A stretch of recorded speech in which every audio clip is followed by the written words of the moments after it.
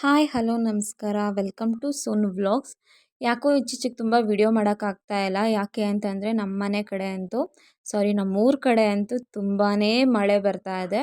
ಚಳಿ ಅಂದರೆ ಹೆವಿ ಇದೆ. ಮಳೆ ಮಕ್ಳಿಗಂತೂ ಶೀತ ಅಂತೂ ಆಗ್ತಾನೇ ಇದೆ. ಮಕ್ಕಳಿಗೆ ಸ್ಕೂಲ್ಗಂದರೆ ಅಂಗನವಾಡಿ ಬಿಡೋಕ್ಕೂ ಸಹ ಆಗ್ತಾ ಇಲ್ಲ. ಏನು ಕಳ್ತಾ ಇದೀಯಾ ಸುಮ್ನೆ ಸುಮ್ನೆ? ಸ್ಕೂಲ್ಗೆ ಹೋಗಲ್ವಾ? ಹೋಗಲ್ಲ. ಏನಕ್ಕೆ ಹೋಗಲ್ಲ? ಹತ್ತಿದ ತಕ್ಷಣ ಹೋಗ್ಬಾರ್ದಾ? ಬೇಗ ಬೇಗ ಮೊಮ್ಮು ತಿನ್ನು.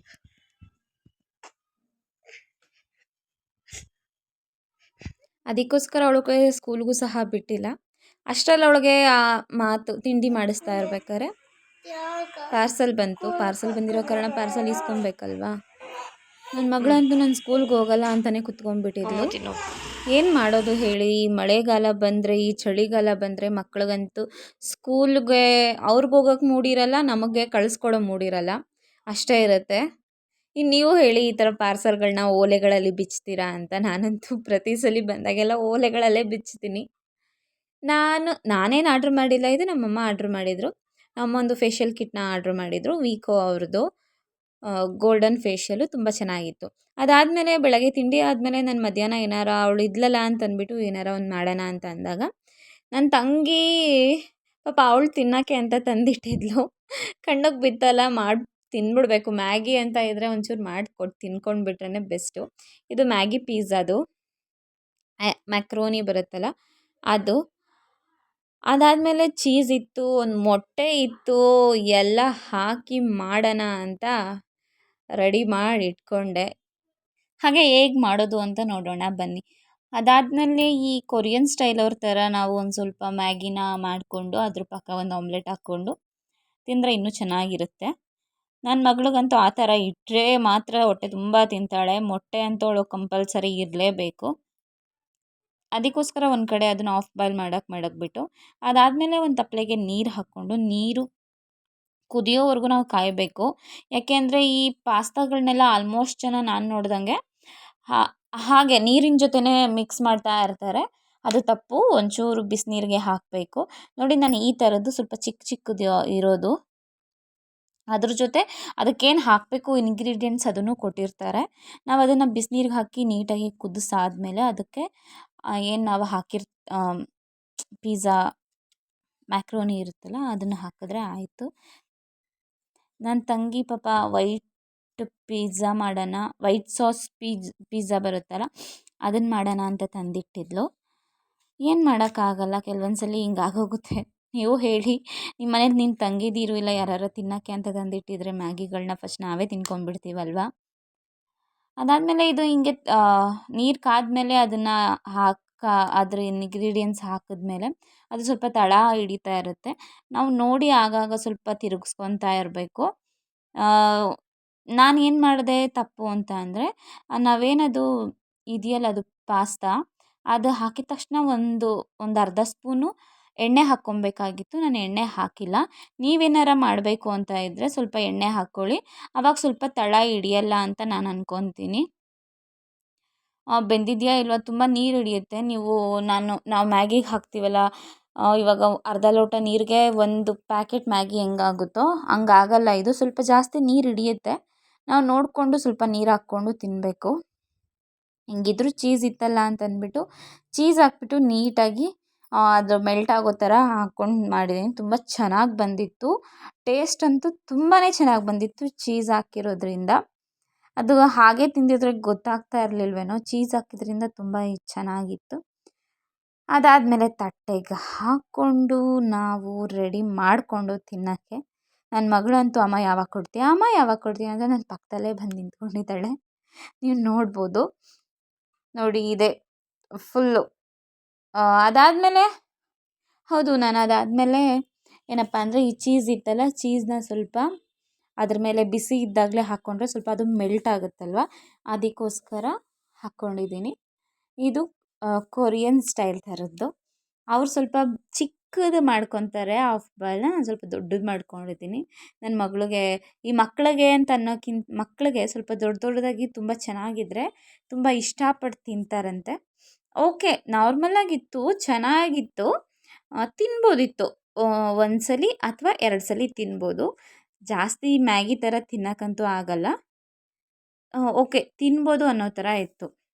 ನನ್ನ ಮಗಳಂತೂ ಕೇಳಬೇಕಾ ಮಕ್ಕಳಿಗೆ ಈ ಮ್ಯಾಗಿ ಪಾಸ್ತಾ ಅನ್ನೋದು ಎಲ್ಲ ಯಾವಾಗ ಕೊಡ್ತೀಯ ಯಾವಾಗ ತಿಂತಾಳೆ ಅನ್ನೋದ್ರಲ್ಲಿ ಇದ್ಲು ಅಷ್ಟೇ. ಕೇಳಿ ಅವಳಿಗೇನೆ ಎಷ್ಟು ಚೆನ್ನಾಗಿತ್ತು ಅಂತ.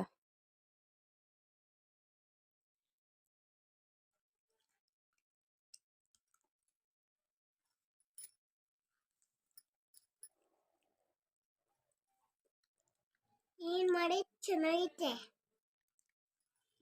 ಈ ಮಳೆ ಚೆನ್ನಾಗೈತೆ. ಚೆನ್ನಾಯ್ತಾ? ಅದಕ್ಕೆ ಸ್ಕೂಲ್ಗೆ ಹೋಗಿಲ್ಲ ಅನ್ಸುತ್ತಲ್ಲ. ಕಾಲ ಹೋಯ್ತೀನಿ ಕಾಲೇಜ್ಗೆ. ಆಮೇಲೆ ಸ್ಕೂಲ್ಗೆ ಹೋಯ್ತೀನಿ ನಾನು. ಆಮೇಲೆ ಸ್ಕೂಲ್ಗೆ ಹೋಗ್ತೀಯಾ?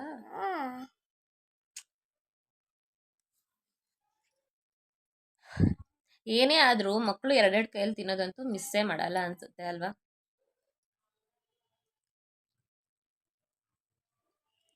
ಇದಾದಮೇಲೆ ಮಕ್ಳಿಗೆ ಏನಾದ್ರು ಒಂದು ಮಾಡಿಕೊಡ್ತಾ ಇರೋದು, ನಮಗೇನಾದ್ರು ಮಕ್ಕಳು ಏನಾದ್ರು ತಿಂತಾ ಇರೋದು, ನಾವೇನಾದ್ರು ಮಾಡಿಕೊಡೋದೇ ತುಂಬ ಚೆಂದ ಅಲ್ವಾ? ಅದಾದಮೇಲೆ ನನ್ನ ಮಗಳಿಗೆ ತುಂಬ ಉಗುರುಗಳು ಬೆಳೆದ್ಬಿಟ್ಟಿದ್ದು. ಅದಕ್ಕೋಸ್ಕರ ಅವನಿಗೂ ಮತ್ತು ಅವಳಿಗೂ ಕೂರಿಸ್ಕೊಂಡು ಉಗುರುಗಳನ್ನ ತೆಗ್ದಾಯಿತು. ಅಷ್ಟರಲ್ಲಿ ನಮ್ಮ ಮಾಮ ಅಂದರೆ ನಮ್ಮ ಅಮ್ಮವ್ರ ಅಣ್ಣ ಬಂದಿದ್ದರು. ಅವಳ ಜೊತೆ ನನ್ನ ಮಗಳು ತುಂಬ ಚೆನ್ನಾಗಿ ಆಟ ಆಡ್ತಾಳೆ. ಮೊದಲಾದರೆ ಸ್ವಲ್ಪ ಹೆದರ್ಕೊಳ್ಳೋಳು, ಇವಾಗ ಒಂಚೂರು ಪರವಾಗಿಲ್ಲ. ಅವಳು ತಿನ್ನೋ ತಿಂಡಿಲಿ ಕಣ್ಣುಗಳನ್ನ ಹಾಕ್ಕೊಂಡು ಇಬ್ಬರು ಆಟ ಆಡ್ತಾಯಿದ್ರು. ನೋಡೋಕ್ಕೆ ತುಂಬ ಚೆನ್ನಾಗಿತ್ತು. ನಮ್ಮ ಮಾಮ ತುಂಬ ಅಷ್ಟು ಬೇಗ ಮಕ್ಕಳ ಜೊತೆ ಹೊಂದ್ಕೊಂಡು ಆಟ ಆಡೋದು ನಮಗೆ ತುಂಬ ಇಷ್ಟ ಆಗುತ್ತೆ. ಇಬ್ಬರಂತೂ ತುಂಬ ಚೆನ್ನಾಗಿ ಆಟ ಆಡ್ತಾಯಿದ್ರು. ನೋಡೋಕ್ಕೆ ಆಗಿಲ್ಲ ಅಂದರೆ ತುಂಬ ಹೊಟ್ಟೆ ನೋವು ಬಂದುಬಿಡ್ತು ಅಷ್ಟೇ. ಅದಾದಮೇಲೆ ಟೀ ಮಾಡಿಕೊಟ್ಟೆ. ಟೀ ಮಾಡಾದ್ಮೇಲೆ ನನ್ನ ಮಗ ಮನಿಕೊಳಕ್ಕಂತೂ ತುಂಬ ಸಾಹಸ ಮಾಡ್ತಾನೆ. ಅವ್ನು ಮನಗ್ತಾನೆ ಅಂತಂದರೆ ನೋಡಿ ಸುತ್ತ ಹಂಗೆಲ್ಲ ಗೊಂಬೆಗಳೆಲ್ಲ ಅಂಟಿರಬೇಕು. ಅದಾದಮೇಲೆ ನಾನು ಟೀ ಕುಡ್ದು ಇನ್ನೇನು ಎಣ್ಣೆ ಹಚ್ಚು ಅಂತ ನನ್ನ ತಂಗಿ ಕೇಳ್ತಾ ಇದ್ದೆ. ಅವಳು ನಾನು ಹಚ್ಚಲ್ಲ ಅಂತ ಅಂತ್ಕೊಂಡು ಮಗು ಜೊತೆ ಆಟ ಆಡ್ಕೊಂಡಿದ್ಲು. ಹಂಗೋ ಹಿಂಗೋ ತಂಗಿದಿರನ್ನ ಸ್ವಲ್ಪ ಪೂಸಿ ಹೊಡೆದು ಎಣ್ಣೆ ಹಚ್ಚಿಸ್ಕೊಳ್ಳೋ ಥರ ಮಾಡ್ಕೊಬೇಕಲ್ವಾ? ಹೌದು, ಎಣ್ಣೆ ಹಚ್ಕೊಂಡು ಅದಾದಮೇಲೆ ಏನು ಗೊತ್ತಾ, ಎಣ್ಣೆಗೆ ನಾವು ಕೈಯಲ್ಲಿ ಹಚ್ಕೊಳ್ಳೋಕ್ಕಿಂತ ಹಂಗೆ ಒಂದು ಕಾಟನ್ ಹಾಕಿ ಕಾಟನಲ್ಲಿ ಹಚ್ಕೊಂಡ್ರೆ ತುಂಬ ನೀಟಾಗಿ ಕೂರುತ್ತೆ. ಅಂದರೆ ತುಂಬ ತಲೆ ತುಂಬ ಎಣ್ಣೆ ಹಚ್ಕೊಳ್ಳೋ ಥರ ಆಗುತ್ತೆ. ನಾವು ಕೈಯಲ್ಲಿ ಎತ್ತಿ ಎತ್ತಿ ಹಾಕ್ಕೊತಾ ಇದ್ರೆ ಅದು ಆಗೋದು ಇಲ್ಲ. ಆಮೇಲೆ ನೋಡಿ ನನ್ನ ಕೂದಲೆಲ್ಲ ಫುಲ್ಲು ರಫ್ ಆಗಿಬಿಟ್ಟಿದೆ, ಅಂದರೆ ನುಲ್ಕೊಂಡು ಬಿಡುತ್ತೆ.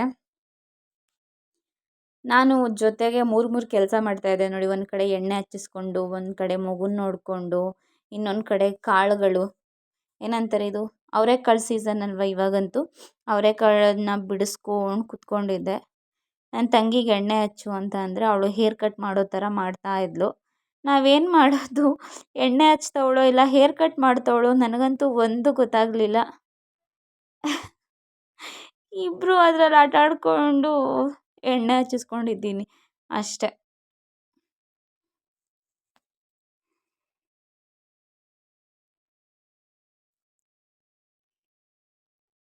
ಒಂದು ಅರ್ಧ ಕೆ ಜಿ ಅವರೆಕಾಳು ತಂದಿದ್ದೆ. ಅವರೆಕಾಳು ಬಿಡಿಸ್ಕೊಂಡು ಸಾಂಬಾರ್ಗೆ ಇಟ್ಟಿದ್ದೀನಿ. ಅಂದರೆ ಉಪ್ಸಾರು ಮಾಡಿದ್ದೆ.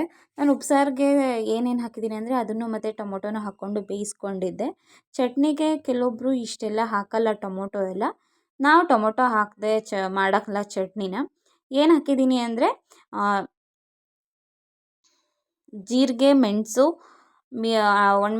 ಹಸಿಮೆಣ್ಸಿನ್ಕಾಯಿ, ಟೊಮೊಟೊ, ಬೆಳ್ಳುಳ್ಳಿ ಇಷ್ಟನ್ನ ಹಾಕಿ ನಾನು ಆಡಿಸ್ಕೊಂಡಿದ್ದೀನಿ ಉಪ್ಪು ಹಾಕ್ಕೊಂಡು. ಅದು ಸಾಂಬಾರು. ನಾವು ಸಾಂಬಾರು ಅಂದರೆ ಕಟ್ಟು, ಸಪ್ಪೆ ಕಟ್ಟು ಒಬ್ಬೊಬ್ಬರು ಕಟ್ಟು ಅಂತ ಕರೀತಾರೆ, ಕೆಲವೊಬ್ಬರು ಉಪ್ಸಾರು ಅಂತ ಕರೀತಾರೆ. ನಾವು ಸ್ವಲ್ಪ ಆಲ್ಮೋಸ್ಟ್ ಕಟ್ಟು ಅಂತಲೇ ಕರೆಯೋದು. ಅದನ್ನು ಹೀಗೆ ಸಾರೊಳಗೆ ನಾನು ಒಂದು ಸ್ಪೂನಲ್ಲಿ ಬಿಸಿ ಇದ್ದಾಗಲೇ ಅದನ್ನು ಹಂಗೆ ಫುಲ್ ಜಜ್ಕೊಂಡು ಸಾರೊಳಗೆ ಮಿಕ್ಸ್ ಮಾಡ್ಕೊಂಡ್ಬಿಡ್ತೀನಿ.